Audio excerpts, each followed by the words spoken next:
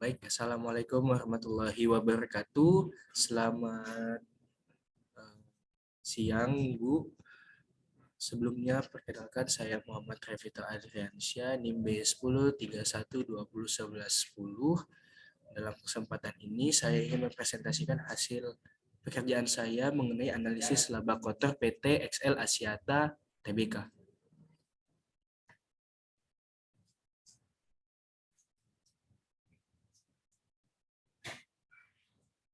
Nah, baik, sebelum itu, sebelum kita melanjutkan ke selanjutnya, kita harus kenal dulu terhadap perusahaannya terlebih dahulu. Nah, PT XL Axiata ini merupakan satu di antara perusahaan yang bergerak di bidang teknologi yang berperan dalam penyediaan operator telekomunikasi seluler di Indonesia. Nah, untuk PT XL Axiata ini menjadi perusahaan seluler swasta pertama di Indonesia, dan saat ini saham XL Axiata dimiliki oleh Axiata Investment Indonesia itu sebesar 66,4% yang bergabung dalam Axiata Group Berhad, perusahaan telekomunikasi terbesar di Asia dan publik itu sebesar 33,6%. XL Axiata terus berinovasi dalam menjadi operator telekomunikasi pertama di Indonesia yang meluncurkan 4.5G. Nah, selanjutnya untuk dalam analisis ini yaitu tentang analisis laba kotor. Nah, sebelum itu kita harus kenal dulu apa sih laba kotor itu.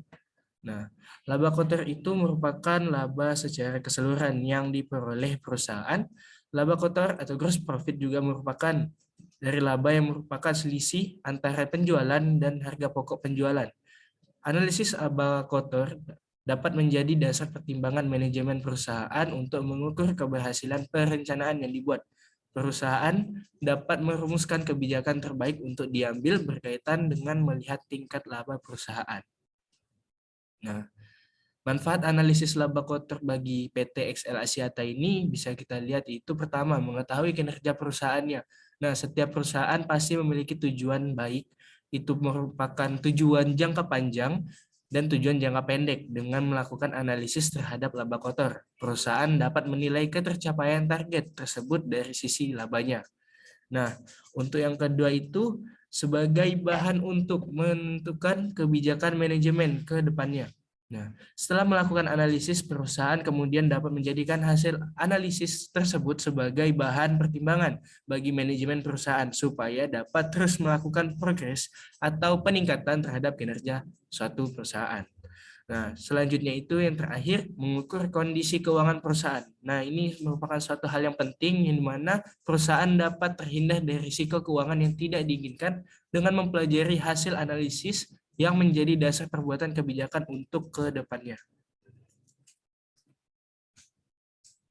Baik, ini merupakan komponen analisis dari laba ruginya itu terdapat ada komponennya itu harga penjualan pokok, harga pokok penjualan, dan total pendapatan dan laba kotornya itu dari tahun 2020 dan 2021.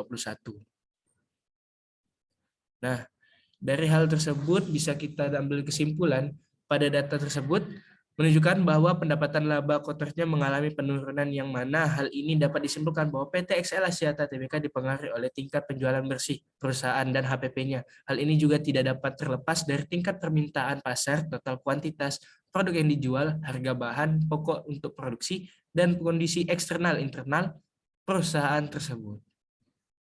Baik, mungkin sekian dari saya. Terima kasih. Wassalamualaikum warahmatullahi wabarakatuh.